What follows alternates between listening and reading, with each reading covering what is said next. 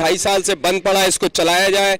4000 लोग हमारे जो है रिटायर होकर चले गए, उनके वाजिबात दिए जाए, अदा किए जाए। सैलरी जो है 4-4 महीने बाद मिलती है, वो हर महीने दी जाए। मेडिकल हमारा बंद पड़ा है, पैरासीटामॉल की गोली भी नहीं देते। तालबा असांजा ही आहिनि त पाकिस्तान स्टील मिल खे हलायो वञे ऐं चोरनि जो एहतिसाब कयो वञे। बसुनि खे बंदि करण जो जेको अज़म रखनि था या डेली वेजिस कॉन्ट्रेक्ट खे कढण जो अज़म रखनि था, असां उनजे जेको आहे सो मुतालबो था कयूं त उन्हनि खे हरगिज़ न कढियो वञे। 10 जून 2015 ते बग़ैर कंहिं वजह जे स्टील मिल खे मौजूदा हुकुमराननि बंदि कयो आहे, उनखे फौरी बहाल कयो वञे। सभ खां बुनियादी मुतालबो इहो आहे। स्टील मिल जी निजकारी खे असां रद्द था कयूं। स्टील मिल जे मज़दूरनि जी आहे, पाकिस्तान जे अवाम जी आहे, महिनत कशनि जी आहे, उहे हलाइनि। असांजो जॾहिं 4-4 महीननि खां पघारूं नथियूं मिलनि ऐं उन खां पोइ असांजा जॾहिं बचड़ा बीमार था थियनि या असां पाण मां ब्लड प्रेशर मरीज़ असां केॾां वञूं। असांजी अपील आहे उन हुकुमराननि खे त ख़ुदा जे वास्ते स्टील मिल खे हलाइण लाइ पंहिंजा जतन इस्तेमालु कनि ऐं असांजो मेडिकल आहे उहो बहाल कनि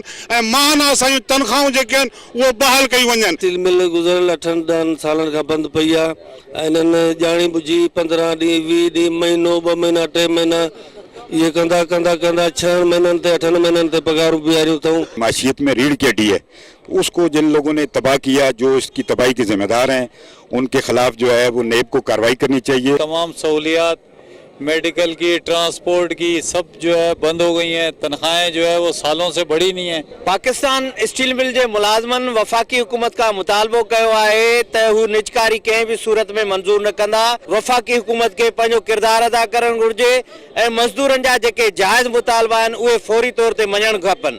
कैमरामैन एहसन मीर सां गॾु मीर ज़ुल्फ़कार, सिंध टीवी न्यूज़, मलीर, कराची।